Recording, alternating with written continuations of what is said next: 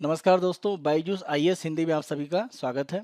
आज हम आपके सामने 2 मई 2021 के समाचार विश्लेषण प्रस्तुत कर रहे हैं, जिसमें द हिंदू अखबार के प्रमुख आलेखों और अन्य समाचारों की हम यहाँ पर विश्लेषण करेंगे और उनसे संबंधित प्रारंभिक और मुख्य परीक्षा के प्रश्न भी आपको प्रैक्टिस के लिए दिए जाएंगे। आज के अगर हम अपने सत्र में देखें तो हम अलग अलग 4 प्रमुख समाचारों को यहाँ पर चर्चा करेंगे। पहला, सार्वजनिक इमारतें और अग्नि सुरक्षा। दूसरा, ऑक्सीजन की कमी और बढ़ते हुए कोरोना केस। अगर आप देखें भारत में जो दूसरी वेव आई हुई है कोरोना की, उसके बाद से ऑक्सीजन की जो कमी है वो काफ़ी एक बड़ा संकट के रूप में भारत में माना जा रहा है और स्थिति ये है कि हमें बाहर से ऑक्सीजन एक तरह से आपूर्ति लेनी पड़ रही है। तो उसके संबंध में यहाँ पर चर्चा है कि किस कारण से ये तेज़ी से कमी हुई है। तीसरा आर्टिकल देखें, कोरोना वायरस चिंताजनक वायरस संस्करण, यानी जो अलग अलग इसके म्यूटेंट या जो उत्परिवर्तन के द्वारा जो नए नए इसके संस्करण बने हुए हैं वो किस तरह से हैं और क्या उसमें एक तरह से प्रमुख चिंता की स्थिति है या जो संस्करण है वो सबसे खतरनाक किस कारण से हैं, वो एक तरह से हमें यहाँ पर चर्चा करनी है। वैक्सीन की कमी सभी योग्य व्यक्तियों को टीकाकरण से दूर करेगा। एक लास्ट टॉपिक रहेगा कि वैक्सीन की अगर कमी होगी तो जितने भी एक तरह से लोगों को वैक्सीन देने के लिए सरकार प्रयास कर रही है, क्योंकि अगर हम देखें तो 1 मई से जो वैक्सीन की प्रक्रिया है वो 18 वर्ष से ऊपर आयु के जो व्यक्ति हैं 18 से 44 के बीच में, उनके लिए भी एक तरह से सरकार ने अलाउ कर दिया है। ये स्थिति खतरनाक हो जाएगी क्योंकि जिनको टीकाकरण करवाना है उनकी संख्या काफ़ी ज़्यादा है और वैक्सीन की एक कमी यहाँ पर बताई जा रही है। तो कैसे इस स्थिति को सरकार संभालेगी, उसी को लेकर आर्टिकल में चर्चा है और उसी के बाद हम इन आर्टिकल के संबंध में मुख्य परीक्षा के प्रश्न भी देखेंगे और किस तरह से उनकी एक संरचना जो आपको लिखनी होती है, यानी भूमिका, मुख्य भाग और साथ साथ निष्कर्ष, उसके बारे में भी हम चर्चा करेंगे। हम अपनी पहली न्यूज़ पर आते हैं और ये public buildings and fire safety rules को लेकर है और इसमें खासतौर पे हम देखें जो सार्वजनिक क्षेत्र की बिल्डिंग है, यानी जैसे अस्पतालों की बात करें या अगर हम बात करें एक तरह से जो भी सरकारी अन्य क्षेत्र की बिल्डिंग है, उनमें जो एक तरह से फायर सेफ्टी के जो नियम है, अग्नि सुरक्षा को लेकर जो नियम है, उनका सही से पालन नहीं हो रहा है। अगर हम देखें तो अभी हाल फिलहाल की कल की घटना है जिसमें गुजरात में एक बड़ा अग्निकांड हुआ है और ख़ास तौर पे जो आईसीयू के एक तरह से जो भी हॉस्पिटल में सुविधाएं हैं वहाँ पर आग की घटनाएं काफ़ी ज़्यादा बड़े पैमाने पर हो रही हैं। तो यहाँ पर आप देखें कि विरार में एक घटना हुई है, कहाँ पर, महाराष्ट्र में। तो इस तरह की अगर घटनाएं लगातार हो रही हैं तो ये बता रहे हैं कि जो पब्लिक बिल्डिंग्स हैं उनमें जो सुरक्षा के मानक हैं उनका सही रूप में पालन नहीं किया जा रहा है और उनका पालन कराने की एक तरह से आवश्यकता है। तो इसी संबंध में आर्टिकल में चर्चा की गई है। तो यहाँ पर हम देखें, अगर हम NCRB national crime record bureau के आंकड़े को देखें तो 2019 में जो वाणिज्यिक भवन है उनमें 330 लोगों की एक तरह से मौत हुई आग लगने से, जबकि अगर हम आवासीय या आवास भवनों के लिए बात करें तो ये मृत्यु दर 6329 थी। और विद्युत दोषों की अगर हम बात करें, यानी इलेक्ट्रिक जो फेलियर है या आप कह सकते हैं इलेक्ट्रिक शॉर्ट सर्किट है, इस कारण से प्रमुख रूप से आग लगने की घटनाएं माना गया कि सबसे ज़्यादा एक तरह से थी। राज्य सरकारों की अगर हम बात करें तो व्यापक रूप से सुरक्षा कानूनों के साथ शिथिलता बरतने और सार्वजनिक भवनों को आधुनिक तकनीक से लैस करने में विफल रहना एक बड़ा कारण माना जाता है। तो राज्यों के द्वारा जो भी सुरक्षा कानून है उनका पालन नहीं हो रहा है और जो भी आधुनिक तकनीक है उनका उपयोग नहीं किया जाता है सार्वजनिक भवनों में जो भी अग्नि सुरक्षा है उसको लेकर एक एहतियात बरतने के लिए। अगर हम अस्पतालों के सहित सार्वजनिक भवनों में जो अग्नि सुरक्षा का जो अनुपालन होता है उसकी अगर एक तरह से कह सकते हैं कि जो अपेक्षा की जाती है या माना जाता है कि क्या उपयोग किया जाना चाहिए, वो हम देखते हैं। तो यहाँ पर आप ध्यान रखें कि इस प्रकार के जो मानक हैं वो एक तरह से निर्धारित करने के लिए भारत का राष्ट्रीय भवन कोड बना हुआ है, यानी नेशनल कोड ऑफ बिल्डिंग्स। तो ये जो आपका राष्ट्रीय भवन कोड है, इसमें जो चौथा भाग है ये अग्नि और जीवन सुरक्षा से संबंध में है। इसमें अग्नि सुरक्षा को लेकर क्या उपाय करने हैं और किस तरह से हम जीवन सुरक्षित कर सकते हैं अधिकतम लोगों का, अगर किसी भी तरह से अग्नि सुरक्षा को खतरा होता है, तो वो सारी स्थितियां कोड के चौथे भाग में दी गई हैं। अगर इस हम कोड के पार्ट पर देखें तो जितनी भी मौजूदा और नई इमारतें हैं, जितनी भी आवासीय हैं, शैक्षिक हैं, संस्थागत हैं या विधानसभा, इसके अलावा जैसे सिनेमा और ऑडिटोरियम है, उन सब में व्यापारिक केंद्र है या कोई भी आपको औद्योगिक या कोई भंडारण की जगह है या खतरनाक उपयोग की प्रकृति वाला, तो ये सब एक तरह से अलग अलग कैटेगरी की बिल्डिंग बनाई गई हैं। देखिए, जब हम खतरनाक उपयोग की बात करते हैं, जैसे मान लीजिए विस्फोटक पदार्थ है या पटाखे हैं, उनका अगर भंडारण किया गया है, तो इस तरह की जो बिल्डिंग है, तो इस संहिता में अलग अलग जो प्रकार की बिल्डिंग है उनके अनुसार एक तरह से नियम कानून बनाए गए हैं। क्योंकि आप देखें जहाँ पर आप किसी भी तरह का खतरनाक विस्फोटक रखने वाले हैं और कोई अस्पताल है, तो दोनों में मानक अलग अलग बन सकते हैं। तो इसीलिए यहाँ पर एक डिवीज़न किया गया है कि किस तरह से आपको अलग अलग मानक बनाने। भारतीय मानक ब्यूरो की तरफ से ये जो जारी किया जाता है राष्ट्रीय भवन कोड, इसके संबंध में ध्यान रखें कि यह एक सिफारिश के संबंध में दस्तावेज है, यानी ये केवल एक सिफारिश या रिकमेंडेशन के रूप में है। और राज्यों से ये कहा जाता है कि वे अपने स्थानीय जो भवन के उपनियम हैं उसमें इनको शामिल करें, यानी राज्यों को अपने नियमों में इसको शामिल करना एक तरह से ये सिफारिशें हैं वो अनिवार्य रूप से आवश्यक है। तो आप ध्यान दें कि जो सिफारिशें हैं वो जरूर एक तरह से उनको सीधे तौर पर लागू करने की बात नहीं है, लेकिन राज्यों से कहा गया है कि अपने जब स्थानीय भवन बनाने के संबंध में आप नियम बनाते हैं तो उनमें इस सिफारिशों को आप अनिवार्य रूप से एक तरह से शामिल कीजिए। तो अनिवार्यता राज्यों के लिए एक तरह से यहाँ पर दी गई है, जबकि ये एक सिफारिश के रूप में ये संहिता के जो भी आप कह सकते हैं हिस्से हैं वो जारी किए गए हैं। अगर हम स्वास्थ्य मंत्रालय के सितंबर 2020 के आंकड़े देखें तो उन्होंने एक तरह से तीसरे पक्ष यानी थर्ड पार्टी एक तरह से जो जांच है उसके बारे में दिशा निर्देश जारी किए हैं। आप ध्यान रखें कि कोई भी बिल्डिंग अगर बनाई जाती है और उसमें अगर कोई तीसरा पक्ष वहां पर जांच करता है तो एक तरह से हम ये मान सकते हैं कि वो काफ़ी स्वतंत्र रूप में जांच की गई है। तो उसमें किसी भी तरह की आप कह सकते हैं कि भ्रष्टाचार किया गया या गलत तरीके से बिल्डिंग बनाई गई है, मानकों का अनुपालन नहीं किया गया, वो एक तरह से पकड़ा जा सकता है। इसीलिए स्वास्थ्य मंत्रालय की तरफ से सितंबर 2020 में दिशा निर्देश और एक तरह से जो कह सकते हैं कि प्रमुख जो शर्तें हैं जो पालन करनी है वो जारी की गई, जो कि तीसरे पक्ष के ऑडिट के साथ में एक तरह से लागू होंगी। इसी के साथ साथ मंत्रालय के द्वारा ये भी कहा गया कि जो भी एक तरह से आग लगने की घटनाएं हैं उसमें जो भी रेस्पॉन्स या जो प्रतिक्रिया योजना है उसके बारे में भी एक तरह से राज्यों के द्वारा रिपोर्ट दी जाए कि वो क्या रेस्पॉन्स प्लान बना रहे हैं इन केस अगर किसी भी तरह की अग्निकांड जैसी घटना होती है। तो यहाँ पर ये भी एक तरह से मांग की गई है। राष्ट्रीय आपदा प्रबंधन प्राधिकरण नेशनल डिजास्टर मैनेजमेंट अथॉरिटी ने सार्वजनिक भवनों में अग्नि सुरक्षा के संबंध में आवश्यकताओं को एक तरह से बताया है। तो ये जो संहिता में मानक दिए गए हैं उनके अनुसार इनको एक तरह से लागू करने की आवश्यकता है। अब इस कोड की अगर हम बात करें जो राष्ट्रीय भवन संहिता है तो ये निर्दिष्ट क्या करता है। देखिए व्यापक स्तर पर देखें तो इस कोड के माध्यम से विशिष्ट क्षेत्रों में इमारतों के जो प्रकार हैं उनका उपयोग करने की सिफारिश की गई है, जिससे ये सुनिश्चित हो कि औद्योगिक और जो खतरनाक संरचनाएं हैं वो आवासीय, संस्थागत, कार्यालय और व्यावसायिक भवनों के साथ मिलकर काम न करें। क्योंकि आप ध्यान रखें औद्योगिक और जो खतरनाक है उनको आप अलग कर सकते हैं इस कैटेगरी से, ये अंतर करने के लिए एक तरह से संहिता में कहा गया। तो प्रमुख उद्देश्य एक तरह से ये है।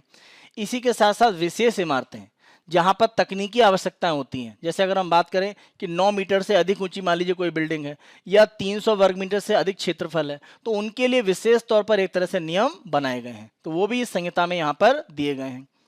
अगर हम सामग्री के उपयोग करने की बात करें जिससे कि अग्नि की जो घटनाएं उनको रोका जा सके, तो माना यह जाता है कि किसी भी बिल्डिंग में जो आंतरिक और बाहरी दीवारें हैं उनको लेकर एक तरह से इस तरह से कोई भी मटेरियल का उपयोग किया जाए जिससे कि अग्नि लगने की या किसी तरह के अग्निकांड होने की जो घटना है वो न्यूनतम स्तर पर रह सके। इसी के साथ साथ फर्श की बात करें, छत पर बात करें या आग से बचाव के जो क्षेत्र होते हैं वो बिल्डिंग पर बनने चाहिए। किसी भी भवन के जो अलग अलग भाग हैं उसमें इस तरह से सामग्री का उपयोग किया जाए जिससे कि एक तरह से वहां पर अग्नि लगने की जो संभावना है उनको न्यूनतम स्तर पर किया जा सके। अगर किसी भी तरह से आग लगने की स्थिति में सूचना देने और इससे लड़ने के लिए प्रौद्योगिकियों को इमारतों में शामिल किया जाना चाहिए। तो हम देखते हैं कि सूचना का तंत्र और इससे लड़ने के लिए प्रौद्योगिकियां क्या क्या हो सकती है, जैसे स्वचालित आग का पता लगाना और अलार्म सिस्टम। यानी अगर हम देखें तो हर जगह फायर अलार्म सिस्टम बड़ी बिल्डिंग्स में होने चाहिए। तो फायर अलार्म सिस्टम के माध्यम से किसी भी तरह का अगर मान लीजिए धुआं, स्मोक निकलता है या कहीं पर भी मान लीजिए स्पार्क होता है तो वो तुरंत एक तरह से सूचना देता है। तो इससे बड़ी दुर्घटनाओं को बचाया जा सकता है। इसी के साथ साथ स्वचालित स्प्रिंकलर और पानी के स्प्रे, ये एक तरह से व्यवस्था रहनी चाहिए। अगर किसी भी तरह का अलार्म आग के लगने के लिए बजता है तो ये स्प्रिंकलर या स्प्रे के माध्यम से पानी का छिड़काव शुरू हो जाता है। तो ये काफ़ी हद तक जो अग्निकांड है उसकी जो तीव्रता है उसको रोकने में मदद करता है। फायरमैन लिफ्ट, इस तरह की लिफ्ट की व्यवस्था रहनी चाहिए कि अगर मान लीजिए कोई बड़ा अग्निकांड होता है तो जो फायर फाइटर है, जिससे फायर फाइटर या जो अग्निशमन कर्मचारी हैं वो बिल्डिंग के अंदर आसानी से पहुंच सकें। इसी के साथ साथ फायर बैरियर, मतलब इस तरह का एक कह सकते हैं ढांचा होना चाहिए जिससे आगे जो आग है वो लगने की संभावनाएं न्यूनतम हो जाएं। तो इस तरह का जो फायर बैरियर है वो भी बिल्डिंग में बनना चाहिए और भागने के उपाय होने चाहिए और साथ साथ मार्ग और जो चिन्ह है वो बने होने चाहिए। आप देखें बिल्डिंग पर किसी भी जगह आप देखें तो इस तरह से एक एरो के माध्यम से या कभी कभी पैरों के निशान बनाकर यह बताया जाता है कि अगर मान लीजिए किसी भी तरह का अग्निकांड होता है या कोई मान लीजिए आग लगती है तो आपको किस दिशा से बाहर निकलकर तेजी से इस आप बिल्डिंग से बाहर जा सकते हैं। तो इस तरह की व्यवस्था भी एक तरह से सुनिश्चित की जानी चाहिए। ऊपर जो भी एक तरह से कहा गया है उनको उचित डिजाइन में शामिल करना चाहिए और यह सुनिश्चित करना होता है कि निर्माण में प्रमाणित अग्नि प्रतिरोधी सामग्रियों का उपयोग किया गया। अगर हम यहाँ की बात करें, क्योंकि आप जो सामग्री उपयोग कर रहे हैं अगर वो प्रमाणित नहीं है तो उसका किसी भी तरह के अग्निकांड में उसको रोक पाने में उसकी जो सफलता है वो सुनिश्चित नहीं हो सकती है। तो ये हमें देखने की जरूरत है जिससे कि आग को रोका जा सके और जो रहने वाले व्यक्ति हैं उनको सुरक्षित रूप से बाहर निकालने की व्यवस्था की जा सके और उसके लिए समय एक तरह से जो भी फायर फाइटर्स हैं उनको पहुंच सके। अगर हम देखें कि राज्य सरकारें इस संहिता का पालन करती हैं तो किस तरह से उनको इस तरह से काम करना है। अगर हम 2010 से 15 के बीच में देखें तो सीएजी की रिपोर्ट ये कहती है कि महाराष्ट्र में एक अध्ययन किया गया कि 53 सरकारी इमारतों, अस्पतालों, शैक्षणिक संस्थानों और वाणिज्यिक प्रतिष्ठानों का ऑडिट किया गया और ऑडिट के बाद एक तरह से 8 जो चयनित नगर निगम है उनका पता लगा और वहां पर यह देखा गया कि जो 53 में से 11 भवन है वहां पर केवल अग्निशामक यंत्र लगे हुए थे और शेष 42 जो इमारतें उसमें कोई अग्निशमन सुविधाएं नहीं थी। तो ये दिखा रहा है कि अग्निशमन को लेकर जो भी भवन में आवश्यकताएं होती हैं उनको बहुत बड़े पैमाने पर एक तरह से बहुत ज़्यादा उस पर ध्यान नहीं दिया जा रहा है। तो ये प्रमाण देता है जो सीएजी की रिपोर्ट से एक तरह से सिद्ध होता है। तो भविष्य के लिए अगर हम देखें तो हमारे आगे की राह क्या है, तो आगे के लिए राह एक तरह से ये हो सकती है कि जो भी संहिता है उसका पालन सुनिश्चित किया जाए, वो तो एक आवश्यक उपाय है ही। उसी के साथ साथ हमें देखना पड़ेगा कि जो सार्वजनिक भवन है उनके लिए भारी आग देयता बीमा अनिवार्य किया जाए। यानी एक कह सकते हैं कि जो आपका फायर इंश्योरेंस है वो इंश्योर किया जाना चाहिए और काफ़ी बड़ी रकम का होना चाहिए, यानी बड़ी एक तरह से अमाउंट में इस तरह का जो बीमा वो होना चाहिए जिससे कि जो भी रहने वाले हैं और जो भी उसमें आने जाने वाले व्यक्ति हैं उनको सुरक्षा प्रदान की जा सके और सुरक्षा का जो बाहरी निरीक्षण है वो एक तरह से इसमें सुनिश्चित किया जाए। तो बीमा की राशि देने का मतलब ये है कि अगर अग्निकांड होता है तो किसी भी तरह से जो लोग उससे प्रभावित होते हैं, हो सकता है कि वो लोग प्रभावित हों जो भवन में हमेशा रहते हैं या काम के लिए आते हैं, कुछ लोग हैं जो कभी कभी आते हैं, तो जो भी उससे प्रभावित होगा बीमा की राशि से उनको एक तरह से किसी भी तरह का मुआवजा दिया जा सकता है। तो एक सुरक्षा तो ये दी जा सकती है जो इस तरह के अग्निकांड में प्रभावित होते हैं। और दूसरा पार्ट ये है कि सुरक्षा का बाहरी निरीक्षण यानी जो थर्ड पार्टी ऑडिट है वो मजबूती से हमें करना चाहिए, तभी हम किसी भी तरह की भवन में जो सुरक्षा उपाय लगाए गए हैं अग्निकांड को रोकने के लिए उनकी वैधता को एक तरह से सिद्ध कर सकते हैं। हम अपने दूसरे आर्टिकल पर आते हैं और ये पेज नंबर 11 पर जीएस पेपर 2 के पार्ट पर, इसे आप हेल्थ के इशू से स्वास्थ्य मुद्दों से जोड़ सकते हैं। साइंस टेक के पार्ट से भी पेपर 3 के पार्ट पर भी जोड़ सकते हैं इसे आप। ऑक्सीजन डेफिसिट एमेंड माउंटिंग कोविड-19 केसेस। तो जो दूसरी लहर चली है उसमें हम देखें तो कोविड के केस बहुत तेजी से बढ़े हैं और ये स्थिति खतरनाक तौर पर इसलिए बढ़ रही है कि वर्तमान जो वेरिएंट है वो खतरनाक एक तरह से स्तर पर लोगों की बीमारी को ले जा रहा है, खास तौर से जो फेफड़े हैं उनको बहुत ज़्यादा नुकसान पहुंचा रहा है। तो इस कारण से ऑक्सीजन की आवश्यकता बहुत तेजी से बढ़ रही है, तो चिकित्सीय ऑक्सीजन इसकी डिमांड बहुत तेजी से बढ़ी है। इसी संबंध में आर्टिकल में चर्चा की गई है। भारत में अगर हम देखें ऑक्सीजन के उत्पादन के संबंध में एक आंकड़ा आप देखें, अगर हम 15 अप्रैल की स्थिति को देखें तो स्वास्थ्य और परिवार कल्याण मंत्रालय का यह कहना है कि भारत में 7,127 मीट्रिक टन ऑक्सीजन का दैनिक उत्पादन क्षमता थी। और इसमें अगर हम देखें तो 12 अप्रैल का जो आंकड़ा है कि देशव्यापी जो मेडिकल ऑक्सीजन है यानी चिकित्सीय ऑक्सीजन इसकी खपत 3,842 मीट्रिक टन थी। तो आप देखें लगभग डबल से ऊपर उत्पादन होता है, लेकिन जो चिकित्सीय आवश्यकता ऑक्सीजन की वो उतनी ज़्यादा नहीं है। ऑक्सीजन की डिमांड क्योंकि बढ़ी हुई है इसीलिए भारत सरकार ने कुछ ऐसे उद्योग जिनको छूट दिया गया है उनके अलावा एक तरह से कहा है कि जितने भी गैर चिकित्सा उद्देश्य हैं उनके लिए ऑक्सीजन की जो आपूर्ति है उसको पूरी तरह से प्रतिबंधित कर दिया गया। जो आवश्यक उद्योग हैं जहां पर ऑक्सीजन की जरूरत है जो सरकार के द्वारा एक तरह से सूचीबद्ध किए गए उनको छोड़कर जितनी भी गैर चिकित्सा में ऑक्सीजन का उपयोग हो रहा है उस आपूर्ति को प्रतिबंधित किया जा रहा है और उसको चिकित्सीय ऑक्सीजन के पार्ट पर उपयोग के लिए एक तरह से लाया जा रहा है। तो ये सरकार की तरफ से एक प्रयास किए जा रहे हैं। कमी का अगर हम कारण देखें तो चिकित्सीय ऑक्सीजन की जो मांग है पिछले साल महामारी की शुरुआत से पहले अगर हम देखें तो कुल उत्पादन का लगभग 10% थी, यानी लगभग 700 प्रतिदिन के हिसाब से, यानी अगर हम 700 मीट्रिक टन की एक तरह से बात करें तो ये आवश्यकता एक तरह से थी कितनी, 700 मीट्रिक टन। तो उत्पादन हमारा 7000 मीट्रिक टन से ऊपर है और आवश्यकता चिकित्सीय रूप में केवल कुल उत्पादन का कितना था, 10%। अगर हम पिछले वर्ष के आंकड़े देखें तो जो एक तरह से आवश्यकता थी वो कुल उत्पादन का केवल 10% थी। लेकिन अगर हम ये आंकड़े देखें तो अप्रैल माह में ही जो राज्यों की तरफ से डिमांड है वो 4880 मीट्रिक टन पहुंच गई है। यानी आप देखें कि इसका ठीक अगर हम देखें तो लगभग 6 गुने से ज़्यादा एक तरह से बढ़ोतरी हो गई है। और 20 अप्रैल को देखें तो राज्यों ने डिमांड को और ज़्यादा बढ़ाकर एक उच्चतम स्तर तक पहुंचा दिया। कहां पर, 5619 मीट्रिक टन। तो आंकड़ा ये बता रहा है कि अगर हम पिछले साल देखें मार्च अप्रैल के पार्ट पर जो आवश्यकता थी वो केवल 700 मीट्रिक टन के आसपास थी, और वर्तमान में देखें तो 20 अप्रैल पर ये जो फिगर है ये 5619 मीट्रिक टन पहुंच चुका है। तो ये आंकड़ा आप देखें तो लगभग 8 गुने, लगभग 7 से 8 गुना है इसका। तो अगर हम 8 गुना कर दें तो लगभग 5600 मीट्रिक टन हो जाता है। और आप देखें लगभग 5619 यानी 5619, तो जितना 10% था उसका लगभग 8 गुना हमें करना है।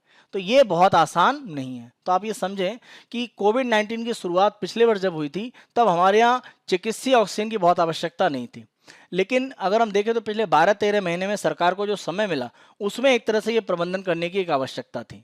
तो कोविड-19 की जो दूसरी वेव है उसके बारे में अनुमान सही से नहीं लगाना, ये कह सकते हैं कारण इसके रूप में है कि हम चिकित्सीय ऑक्सीजन को जो हमारी आवश्यकता है उसके अनुसार उपलब्ध नहीं करा पाए। अगर हम वर्तमान में देखें तो जो चुनौतियां हैं उनका हम सामना एक तरह से क्यों नहीं कर पा रहे हैं, तो उसके कुछ कारण हैं।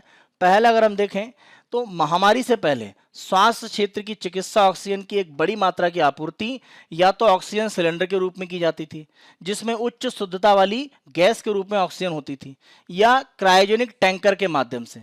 अब देखिए जब क्रायोजेनिक टैंकर की बात करते हैं तो इसमें ऑक्सीजन को तरल रूप में रखा जाता है और उसके रूप में इसका परिवहन किया जाता है और ऐसे वितरण होता था। तो अस्पतालों में टैंकों में एक तरह से भंडारण होता था। तो क्रायोजेनिक टैंकर के माध्यम से तरल रूप में ऑक्सीजन जाती थी और फिर बाद में उसका गैसीय रूप में उपयोग किया जाता था। तो ये दो रूप थे ऑक्सीजन की एक तरह से आपूर्ति के।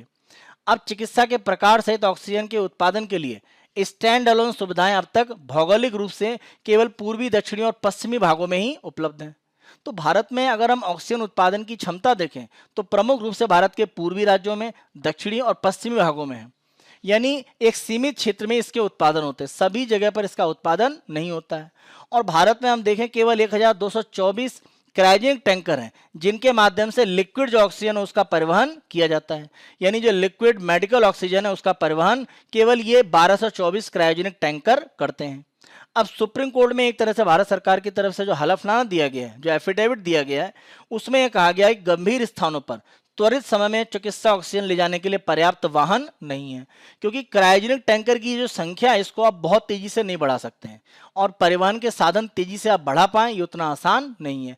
तो ये एक बड़े कारण के रूप में देखा जा रहा है कि हम ऑक्सीजन की सप्लाई तेजी से भारत के दूर दराज क्षेत्रों में नहीं कर पा रहे हैं। कारण उत्पादन के केंद्र है वो सीमित स्थानों पर भारत में है। अब आपूर्ति को अगर बढ़ावा देना है तो क्या किया जा रहा है? जैसे पहला तो यही है कि संकट को दूर करने के लिए केंद्र बहुआयामी दृष्टिकोण अपना रहा है।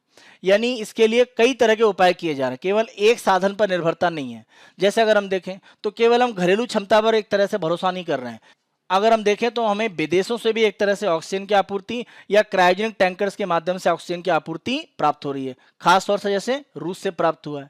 तो ये कह सकते हैं कि उपाय के रूप में हो सकता है। इसी के साथ साथ सार्वजनिक क्षेत्र की इकाइयां जिसमें देश भर में इस्पात संयंत्रों की अगर हम बात करें तो वहां पर ऑक्सीजन का जो भंडार है वो बड़े पैमाने पर है, तो उसका एक तरह से उपयोग किया जा रहा है। तो अगर आप देखें तो जो भी स्टील प्लांट है जो सेल के काम कर रहे हैं, यानी steel authority of India limited के, यहाँ से एक तरह से ऑक्सीजन की जो आपूर्ति है वो भारत के अलग अलग राज्यों में की जा रही है। तो ये एक उपाय के रूप में और अपनाया जा रहा है। इसी के साथ साथ अगर हम लिक्विड मेडिकल ऑक्सीजन की बात करें तो परिवहन टैंकरों की जो आवाजाही है उनको एक तरह से निगरानी रखी जा रही है और भारतीय रेलवे और भारतीय वायुसेना का उपयोग करके रेल और वायु दोनों मार्गों से इन टैंकरों की एक तरह से आपूर्ति की जा रही है।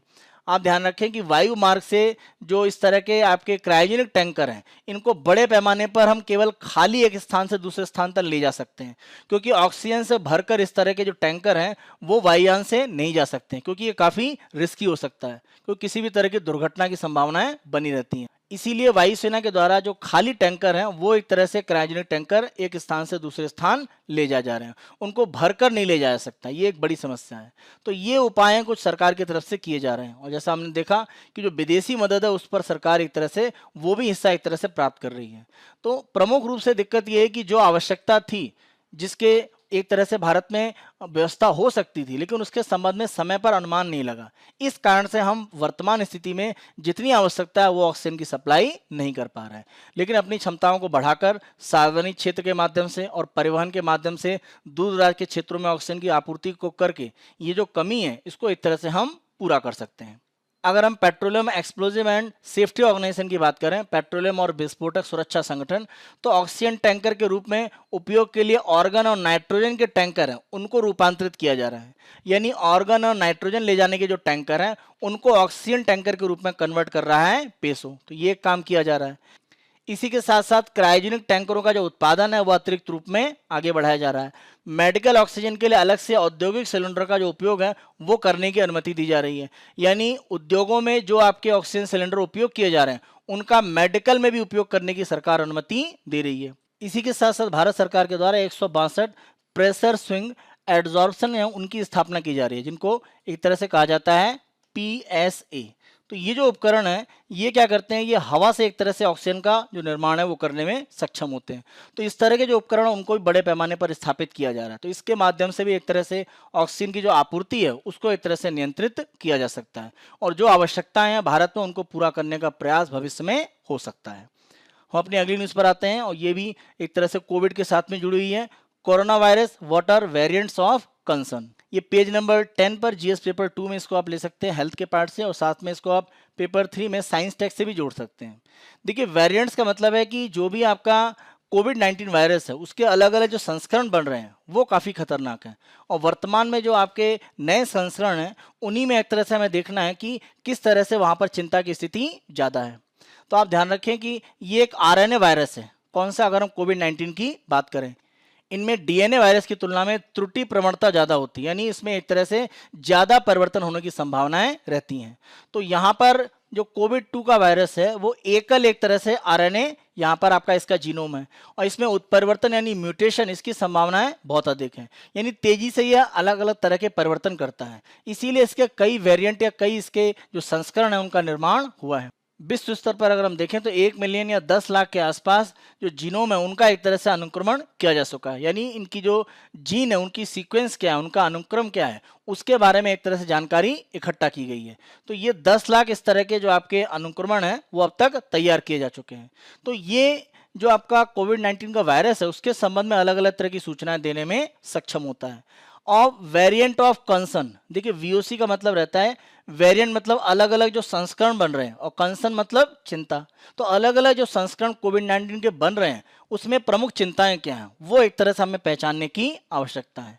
तो इसीलिए आप देखें कि भारतीय सार्स कोविड-2 जीनोमिक कंसोर्टियम, अगर हम बात करें INSA-CoG, INCA-CoG, तो ये एक संगठन एक तरह से कह सकते हैं बनाया गया जो जीनोमिक निगरानी के लिए 10 हमारे जो सार्वजनिक क्षेत्र की प्रयोगशालाएं हैं उनका एक नेटवर्क है और इसका उद्देश्य यह है कि कोविड-19 का जो भी आनुवंशिकी संस्करण जो बदल रहे हैं उनके बारे में भारत में ये सर्वेक्षण करें। तो कौन कर रहा है ये काम? INCA-CoG। आप ये संगठन एक तरह से ध्यान रखें, जो 10 भारत की प्रयोगशाला उनका एक तरह से ये समूह है। तो इसके द्वारा जो भी चेंजेस हो रहे हैं संस्करण में कोविड-19 के उनका एक तरह से अध्ययन किया जा रहा है। अब कोविड-19 के जो वायरस में अलग अलग जो उसके वेरिएंट बनते हैं, अलग अलग प्रकार बन रहे हैं, उनका नामकरण कैसे होता है? तो नामकरण के लिए ध्यान रखें 3 अलग अलग तरह की योजनाएं उपयोग की जाती हैं। सबसे प्रमुख आप देखें, सबसे प्रमुख है जिसको पैंगोलिन कहा जाता है, यानी phylogenetic assignment of global outbreak Linnaeus. तो ये पैंगोलिन एक तरह से कहा जाता है जिसके आधार पर नामकरण अलग अलग वेरिएंट का किया जाता है और इसमें जो आनुवंशिकी पदार्थ हैं उसके जो परिवर्तन होते हैं उसकी निगरानी के आधार पर एक पदानुक्रम यानी एक हायरार्की बनाई जाती है, एक क्रम बनाया जाता है और उसके आधार पर अलग अलग जो संस्करण उनके नाम दिए जाते हैं। इसमें प्रमुख रूप से आप देखें तो वर्णमाला A, B, C और P का उपयोग किया जाता है। ये एक से एक तरह से प्रारंभ होते हैं और जैसे मान लीजिए कि अगर हम A बात करें और 1, अब इसी में अगर चेंज हो जाता है तो ये A 1 वन कहलाएगा। अब इसमें फिर चेंज हो जाता है तो ये A1.1 कहलाएगा। तो एक ही संस्करण के अलग अलग संस्करण बन रहे हैं। या मान लीजिए कोई बिल्कुल ही नया बन जाता है तो हो सकता है उसको A2 नाम दे दिया जाए। तो जो भी संस्करण होता है उसमें जो अलग अलग परिवर्तन होते हैं उसके अनुसार उसमें अल्फाबेट और साथ साथ जो नंबर्स हैं उनको उपयोग किया जाता है और इन्हीं के कॉम्बिनेशन के अनुसार अलग अलग वेरिएंट के नाम दिए जाते हैं। जैसे अगर हम एक तरह से बी कैटेगरी की बात करें तो यहाँ पर अगर हम बी में देखें तो B.1 है, उसी के साथ साथ B.1.1 या B.1.1.7। अगर आप देखें 3 इसमें वेरिएशन दिख रहे हैं। इसी के साथ साथ B.1.167 एक ही अलग ही आपका वेरिएंट है। या आप देखें B.1 177, या आप देखें 351, 427 और ये 429। तो ये B1 के आप देखें अलग अलग वेरिएंट यहाँ पर दिखाई पड़ रहे हैं। और अगर हम P.1 की बात करें तो ये B से एक तरह से अलग वेरिएंट है। तो B एक अलग हो गया और P.1 अलग हो गया। तो इस तरह से अलग अलग वेरिएंट होते हैं। एक वेरिएंट यूके यानी यूनाइटेड किंगडम से है जो सितंबर के माह में एक तरह से पकड़ में आया था या इसके बारे में जानकारी हुई थी। दूसरा अगर हम देखें तो दक्षिण अफ्रीका का वेरिएंट है जिसके बारे में अक्टूबर में सूचना आई थी। और एक ब्राजील का वेरिएंट है P.1, ये दिसंबर में एक तरह से इसके बारे में सूचना आई थी। ये प्रमुख रूप से देखें तो जापान में इसके बारे में एक तरह से पता चला था। भारत में प्रभाव डालने वाले अगर हम वेरिएंट या प्रकार को देखें तो ये डबल म्यूटेंट है यानी B.1.617। ये महाराष्ट्र में काफी एक्टिव है और पश्चिम बंगाल में आप देखें तो B.1.618 एक तरह से पाया गया है। तो अलग अलग वेरिएंट एक तरह से आपका जो परिवर्तन कर रहे होते हैं उसके अनुसार यहाँ पर एक तरह से जो नाम है वो उनके दिए गए हैं। अब किसी भी अगर हम वायरस के पार्ट पर देखें तो कंसर्न यानी जो वायरस उसके जो परिवर्तन हो रहे हैं, जो वेरिएंट बन रहे हैं, उसमें चिंता का विषय क्या क्या हो सकते हैं। तो वेरिएंट में चिंता का विषय सबसे पहला है संचरण दक्षता, यानी कितनी तेजी से ये आपका फैलता है, स्प्रेड करता है। तो जो नया वेरिएंट है जो भारत में आप देखें तो इसकी संचरण क्षमता पहले वाली की तुलना में 15 से 20 गुना ज्यादा मानी जा रही है और ये एक व्यक्ति कई लोगों को संक्रमित करने की क्षमता रखता है, जैसा पहले के संस्करण जो शुरुआती था उसमें नहीं था। तो संचरण क्षमता इसकी बहुत ज्यादा है। तो ये एक बड़ा कारण है कि वर्तमान जो दूसरी वेव है इतने बड़े पैमाने पर दिख रही है कि अगर हम कल देखें तो 4 लाख से ऊपर केस भारत में आए हैं। दूसरा रोग की गंभीरता और तीसरा टीकाकरण के प्रति प्रतिरक्षा कवर से बचना, यानी संचरण क्षमता एक तरह से या दक्षता कितनी है, रोग गंभीरता यानी कितने गंभीर रोग ये वेरिएंट ला सकता है, और तीसरा कि अगर आपका वैक्सीनेशन हुआ है तो आप वैक्सीनेशन होने के बाद भी उसके प्रभाव में आते हैं कि नहीं आते हैं। तो अगर आते हैं इसका मतलब है वेरिएंट काफी खतरनाक है। तो ये 3 स्तर पर किसी भी आप कह सकते हैं नए वायरस का जो संस्करण है उसकी एक तरह से जांच की जाती है।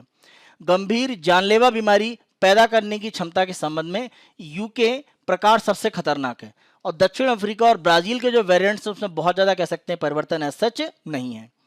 इसी के साथ साथ आप ध्यान रखें कि वर्तमान में जितनी भी वैक्सीन है उनमें एक तरह से जिस एंटीजन का उपयोग किया जा रहा है वो D614G वेरिएंट है और ये बहुत प्रारंभिक वेरिएंट है जो एक तरह से जब वुहान से ये वायरस निकला था उसी वेरिएंट को एक तरह से माना जाता है। तो इसी से जो एंटीजन प्राप्त हुआ था उसका उपयोग जितने भी वैक्सीन उनमें एक तरह से प्रमुख रूप से किया जाता है। जो भी अलग अलग वेरिएंट हैं वो किस तरह से प्रभाव डालते हैं, यानी संचरण क्षमता कितनी है, रोग कितने गंभीर रूप में लाते हैं, या टीकाकरण के प्रति कितना वो एक तरह से कवर देते हैं, उसके आधार पर आप देखें तो नए वेरिएंट में जो यूके वाला वेरिएंट है वो काफी खतरनाक है। अब हमें यहाँ पर एक तरह से सबक क्या मिलता है? हमारा सबसे महत्वपूर्ण सबक यह है कि महामारी ने हमें यह सिखाया कि भारत में जैव चिकित्सा अनुसंधान है और क्षमता निर्माण को महत्वपूर्ण रूप में बढ़ाना पड़ेगा। देखिए जैव चिकित्सा मतलब एक तरह से जो बायोलॉजी का पार्ट है और जो मेडिसिन का पार्ट है उसको एक तरह से मिलाने की जरूरत है। भारत में जो भी जैव विज्ञान में एक तरह से अध्ययन हो रहा है और चिकित्सा विज्ञान में, इनको मिलाकर हमें जैव चिकित्सा अनुसंधान को बढ़ाने की जरूरत है। ये कोविड-19 वायरस ने हमको एक तरह से एक सबक दिया है और इसी के आधार पर जीवन और जो आर्थिक विकास है उसको हम बचाने में सक्षम हो पाएंगे, क्योंकि अगर इस तरह के वेरिएंट बनते जाएंगे तो आप देखें किस तरह से तेजी से लोग यहाँ पर अपने जीवन से हाथ धो रहे हैं और साथ साथ आर्थिक विकास की स्थिति काफी नीचे स्तर तक पहुंच रही है। तो दोनों स्थितियां एक तरह से खतरनाक बनती हैं अगर हम जैव चिकित्सा के क्षेत्र में अनुसंधान करके इस तरह के जो वायरस है उनको रोकने की प्रक्रिया में तेजी से अनुसंधान नहीं करेंगे। हमें कोशिश ये करनी है कि विश्वविद्यालय, मेडिकल कॉलेज और जैव प्रौद्योगिकी जो कंपनियां हैं उनमें अनुसंधान है उसकी नींव एक तरह से डालनी पड़ेगी और इसको हमें वित्तीय पोषण सरकार के माध्यम से देना पड़ेगा। और कोशिश ये की जानी चाहिए कि जो भी इस क्षेत्र में प्रतिभा है उसको एक तरह से प्रोत्साहित करके आगे बढ़ाया जाए। तो ये जैव चिकित्सा का जो क्षेत्र है इसको भारत में महत्वपूर्ण रूप से आगे बढ़ाना पड़ेगा। ये एक प्रमुख सबक के रूप में हमें जो सेकंड वेव है उसमें जो स्थिति खतरनाक स्तर तक पहुंची है उसने हमें एक संदेश दिया है और इसमें हमें अनुसंधान को बड़े पैमाने पर बढ़ाने की जरूरत है। एक लास्ट आज के टॉपिक को देखते हैं। ये भी पेज नंबर 10 पर जीएस पेपर 3 में साइंस टैग के साथ में है और बेसिकली ये भी आप देखें तो कोविड-19 के साथ में जुड़ा हुआ है, खासतौर से वैक्सीन की जो प्रक्रिया है उसको लेकर। आप सभी जानते हैं कि 1 मई से सरकार ने 18 साल से ऊपर यानी 18 से 44 जो एज ग्रुप है उसमें एक तरह से वैक्सीनेशन की प्रक्रिया को शुरुआत कर दिया है और इसके लिए कोविन एक तरह से जो आपका पोर्टल है या आपका जो आरोग्य सेतु ऐप है वहां पर आप रजिस्ट्रेशन कर सकते हैं। तो अगर सरकार के द्वारा 18 वर्ष से अधिक आयु के जो लोग हैं उनके लिए व्यवस्था खोली गई है वैक्सीन की, तो 45 के ऊपर जो व्यवस्था थी वो सभी तक पहुंच चुकी है या नहीं? क्योंकि आपने अगर नया एज ग्रुप खोल दिया है और जो पहले के एज ग्रुप है अगर वहां सबका वैक्सीनेशन नहीं हुआ है तो वैक्सीन की अगर कमी होगी तो स्थिति काफी आप कह सकते हैं असंतुलन वाली बनेगी। और इसी संबंध में आर्टिकल में कहा गया है भारत में आप देखें तो प्रमुख रूप से आप देखें तो 2 आपकी वैक्सीन है वो यूज की जा रही है। एक तो सीरम इंस्टीट्यूट ऑफ इंडिया की आप देखें जो आपका कोविशील्ड के पार्ट पर है यानी जो एस्ट्राजेनेका की है, और दूसरी अगर हम भारत बायोटेक के पार्ट पर देखें तो कोवैक्सीन। तो इन दोनों कंपनियों के द्वारा जो भी उत्पादन किए जा रहे हैं वैक्सीन के उसका 50% पार्ट है वो केंद्र सरकार लेगी और राज्य सरकार और निजी अस्पतालों को शेष एक तरह से जो पार्ट है वो आपूर्ति किया जाएगा। केंद्र सरकार की तरफ से हम देखें तो सरकार की तरफ से 3 प्राथमिकता समूहों को एक तरह से बनाया गया।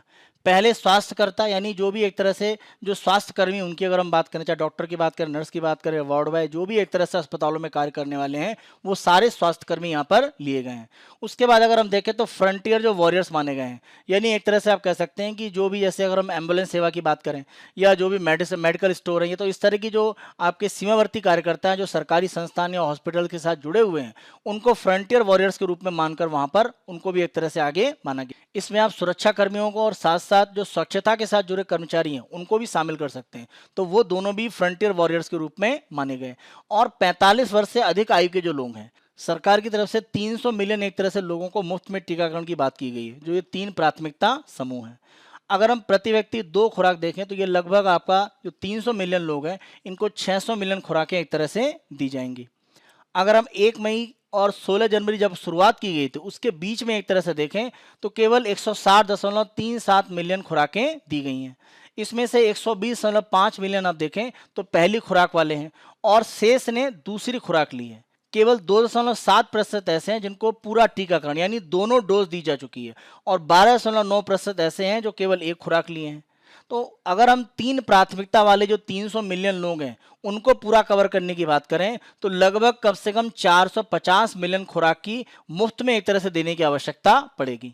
तो सबसे बड़ी सरकार के लिए तो आवश्यकता यही है क्योंकि ये प्राथमिकता समूह सरकार ने बना रखे हैं। उसके बाद ही आप देखिए 18 वर्ष से अधिक आयु के जो लोग हैं जो 1 मई से रजिस्ट्रेशन किया जा रहा है उनको दिया जाएगा।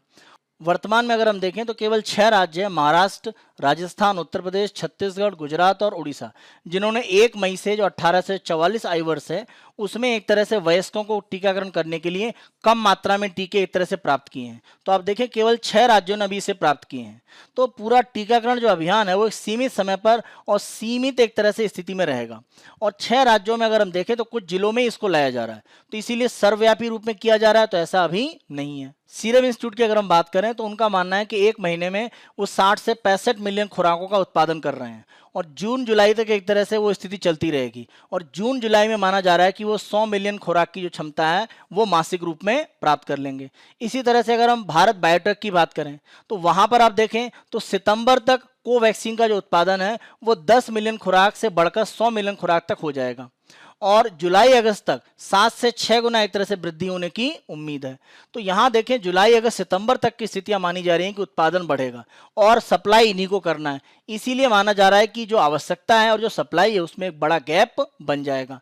वयस्कों को शामिल करने की पात्रता का विस्तार करते हुए ये जो 18 से 44 किया गया है तो आप कह सकते हैं ये अच्छा कदम है, लेकिन टीके की जो कमी है वो महीनों तक बनी रहेगी। तो सरकार किस तरह से इनको एक तरह से पूरा कर पाएगी?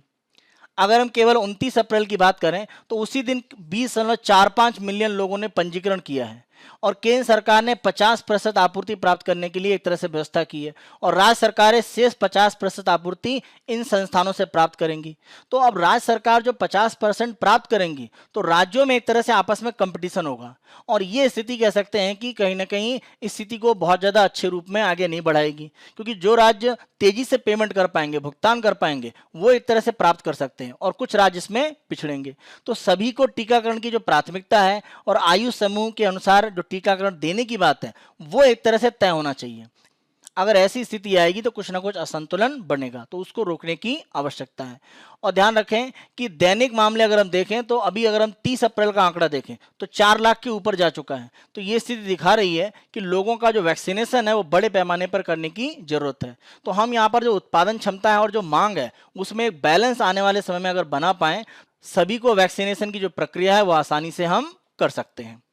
हमारी जो चर्चा थी उसी आधार पर अगर हम मुख्य परीक्षा के प्रश्न देखें तो पहला, सार्वजनिक क्षेत्र की इमारतों में सुरक्षा उपाय को कठोरता से लागू करके जान माल की हानि को रोक सकते हैं। उपरोक्त कथन की समीक्षा हाल में हुई दुर्घटनाओं के प्रकाश में करें और सब सीमा आपकी 250 है। अब देखें इस उत्तर को लिखने में अगर हम भूमिका की बात करें तो हाल में घटित जो दुर्घटनाएं उनका उदाहरण आप दें, जैसे गुजरात में दुर्घटना हुई या महाराष्ट्र में हुई और वहां पर क्या कमियां रह गई और खास तौर से जो अस्पताल हैं वो प्रभावित हुए थे, उनको आप एक तरह से बता सकते हैं। मुख्य भाग में आप बताएंगे सुरक्षा के जो विभिन्न उपाय हैं जो हमने डिस्कस किए थे वो कैसे लागू करने हैं, मानक रूप में सुरक्षा पालन कैसे करना है और कारण आप बताएं जिससे सुरक्षा में चूक होती है। और जहां तक निष्कर्ष की बात करें तो सुरक्षा उपायों के संबंध में क्या एक तरह से किया जा सकता है भविष्य में, राज्य किस तरह से आवश्यक रूप में इन नियमों को लागू करें और बीमा उपाय वाला जो विकल्प दिया गया था कि बड़े रूप में जो भी भवन है उनका बीमा एक तरह से किया जाना चाहिए, जिससे कि उनकी तरफ से जो भी अगर कोई मान लीजिए अग्निकांड जैसी स्थिति होती है तो जो लोगों को एक तरह से मुआवजा है वो देने की स्थिति मजबूत रूप में बन पाए। तो इस रूप में अपने आंसर को आप लिखने का प्रयास कीजिएगा। दूसरा क्वेश्चन आप देखें, भारत में चिकित्सीय ऑक्सीजन की कमी के कारणों को गिनाते हुए इन्हें दूर करने के लिए किए जाने वाले उपाय समझाएं। 250 शब्दों में आपको बताना है। उत्तर की संरचना अगर हम देखें, भूमिका, ऑक्सीजन की वर्तमान कमी का कारण बताते हुए इसकी आवश्यकता के अचानक बढ़ने के कारण को भी बताएं।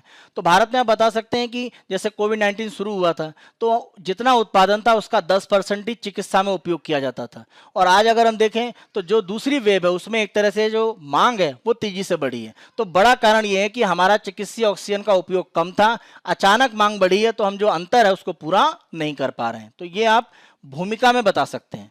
मुख्य भाग की अगर हम बात करें, भारत में ऑक्सीजन की उपलब्धता कितनी और कमी कैसे, वो आप बता सकते हैं। जैसे हमने उत्पादन की बात करी, तेजी से मांग के बढ़ने के कारण इस पर आप विस्तार से चर्चा करें कि किस तरह से तेजी से मांग बढ़ी है और उत्पादन क्षमता हमारी जो कम है उसके कारण क्या है, किस तरीके से जो मांग है उसको पूरा करने में हम उतना ज़्यादा सफल नहीं हो रहे हैं और उपाय क्या क्या जिससे कमी को दूर किया जा सकता है। जैसे जो आपके एक तरह से क्रायोजेनिक जो टैंकर है उनके माध्यम से विदेशों से मदद ली जा रही है। इसी के साथ साथ जो पीएसए उपकरण की बात थी, जो वायु एक तरह से वहां से ऑक्सीजन बनाने की क्षमता रखता है, तो इस तरह के उपकरण उनका उपयोग भी बढ़ाया जा सकता है। और निष्कर्ष में आप बता सकते हैं कि भविष्य में किए जाने वाले उपाय, तो इसके लिए एक तरह से जो चिकित्सीय ऑक्सीजन है उसकी क्षमता को भारत के अलग अलग क्षेत्रों में विकसित किया जाए। चिकित्सीय ऑक्सीजन का ज्यादा उत्पादन इन क्षेत्रों में किया जाता है, खासतौर से पूर्वी, पश्चिमी और दक्षिणी भारत में। तो इसका उत्पादन एक तरह से विस्तारित किया जाना चाहिए, तभी एक तरह से जो स्थिति इस तरह की बनी है आपातकालीन, उसका एक तरह से हम सामना करने में सक्षम हो सकते हैं। तो इस रूप में अपने आंसर को आप लिखने का प्रयास कीजिएगा। ये हमारे 2 मई 2021 के समाचार विश्लेषण थे। आने वाले दिनों में अन्य दिनों के समाचार विश्लेषण हम आपको इसी तरह से उपलब्ध कराते रहेंगे। जो क्वेश्चन आपको दिए गए उनकी लिखने की आप प्रैक्टिस जरूर करें। आप हमारे इस YouTube चैनल को जरूर लाइक करें, शेयर करें और अधिक से अधिक संख्या में आप इसकी सब्सक्राइब जरूर करें, जिससे कि हमारे जो भी आपके नोटिफिकेशन है वो आसानी से आपको मिलते रहें। आने वाले समय में अन्य दिनों के विश्लेषणों के साथ में हम पुनः उपस्थित होंगे। धन्यवाद।